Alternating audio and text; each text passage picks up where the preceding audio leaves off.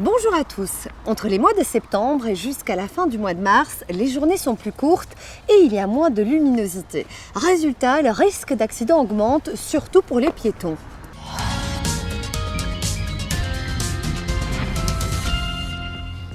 Même si les piétons marchent moins en automne, le nombre d'accidents est 3 fois plus élevé. Cela s'explique par un manque de visibilité de la part des piétons et une baisse de la luminosité.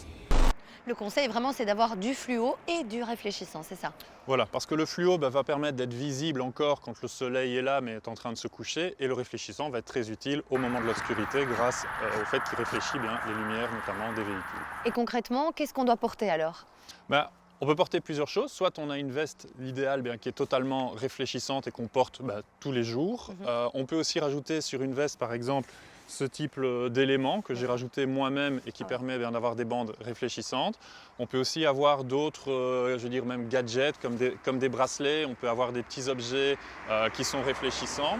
On peut bien entendu aussi avoir une veste de sécurité, donc la fameuse chasuble jaune avec des bandes, qui est maintenant aussi adaptée, rendue un peu plus fun pour les plus jeunes.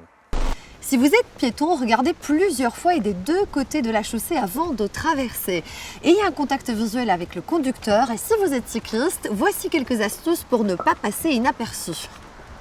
Aurélie, est-ce que mon vélo est bien équipé pour circuler dès qu'il fait sombre ?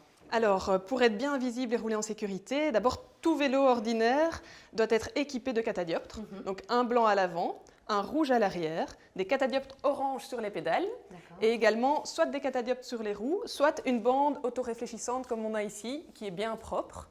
Alors ensuite, quand vous roulez de nuit et quand la visibilité est inférieure à 200 mètres, c'est très important et c'est obligatoire de porter une lampe blanche à l'avant, rouge à l'arrière, soit fixe, soit clignotante, soit sur le vélo ou portée sur le cycliste lui-même. Justement, par rapport à ma tenue, c'est déjà pas mal, hein ? Oui, c'est super. Donc, on conseille de porter des accessoires autoréfléchissants pour être plus visible. Ce n'est pas obligatoire par le code de la route, mais ça permet, dans des situations où la visibilité n'est pas assurée, d'être vraiment plus visible.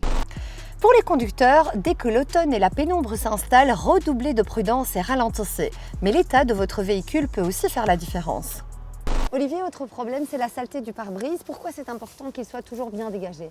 Alors, en conditions normales de lumière, on n'a pas de problème. Mais quand on a ici un soleil bas ou bien qu'on a une voiture qui vient d'en face avec ses grands phares ou des phares mal réglés, un simple film gras sur l'intérieur de la vitre va faire en sorte qu'on va voir beaucoup moins. On aura une vue beaucoup plus difficile que si la vitre était à 100% propre. Ici, on a nettoyé une petite zone. Je vois. Si tu compares avec la partie non nettoyée, tu remarques, tu vois beaucoup plus le paysage avec la partie dégagée. Donc, toujours bien nettoyer ces vitres.